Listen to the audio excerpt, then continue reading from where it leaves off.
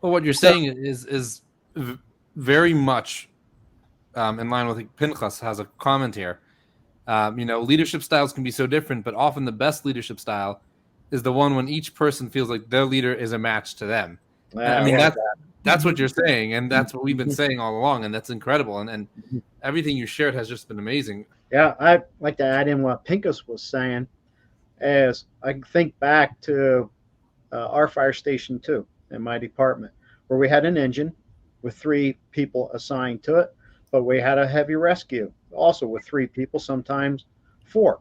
So I could go out to that fire station. There could be 6 to 7 people out there. So let's just say six for this example. If you walk in, they look, they're dressed the same, wearing the same uniform and so forth like that. But they are not the same.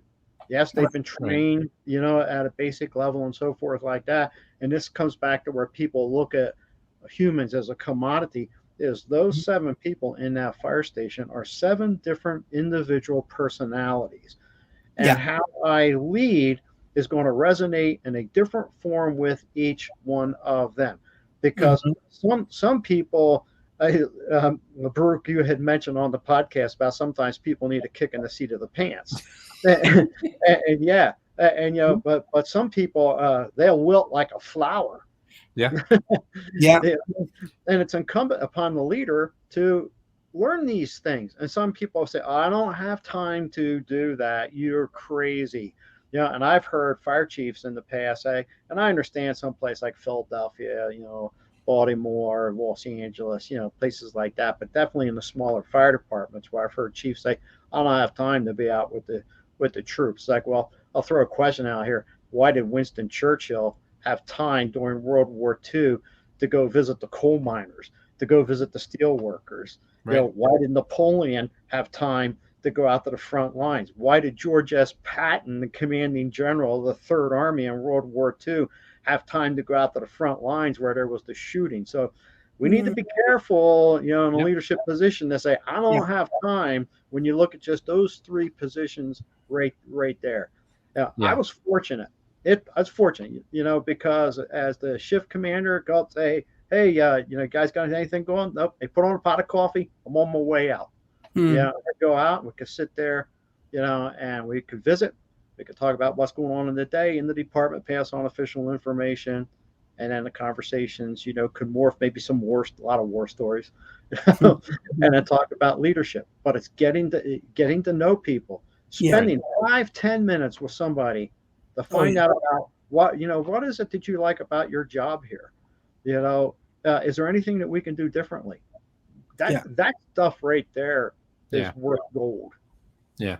Well, to bring it into the home, I mean, I don't have time was one of those things that I've been saying for a while. I mean, I was talking to Jeremy about this, and I was working with my coach and counselor. I actually my post today was really about this because for the longest time I've been trying to work on my coaching business and with what Jeremy and I are working on, but then also what I do individually. And I've been stagnant for like the last 2 to 3 years, and it's been this vicious cycle of I don't have time for my family because I have to work on my business. But while I'm at business, I feel guilty that I'm not with my family. But when I'm Mhm. with my family, I feel, and it's this thing that goes over and over and over again. And I kept telling myself, I don't have time. I don't have time. I don't have time. Mhm. In the last 2 weeks, I turned to my wife and I said, you know what? If faith, family, and future are the three things that are my core values, really, they're what I base everything around. I've got to make time for that. So I have my time to practice faith.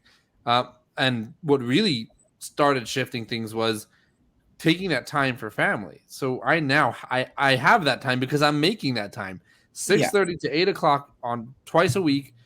It's family time. I'm at home doing dinner with the family, no matter what. No phones, nothing. Sundays, there's time in the morning for work and coaching. There's time in the afternoon, but the crux of the majority of the day is family time because you have to make that time. And the Mm, flip of that is okay. So from 4 o'clock until 6:30 on those 2 nights, that's work time. 8 o'clock and on is work time. Wednesday and Thursdays are my busy days. I'm not home from 4 o'clock until 9:30, 10 o'clock at night because that is the agreement that we have. But that's the thing we referenced this before. Leadership happens everywhere, but Mhm. especially in the home. And as we said at the very beginning, leadership starts with you. You need to be a leader in your life. The more you're a leader in your life, then those people around you will be able to follow, and they'll know how to be led.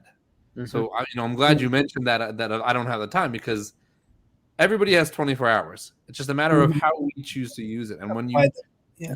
when you really lean into what each hour is going to be utilized for, it takes away the stress. I'm no longer stressed from 6:30 to 8 about not being working, because now I'm working with my family. Now I'm with my Mhm. family. When I'm at work or when I'm working on my business, I'm not stressed about not being with my family.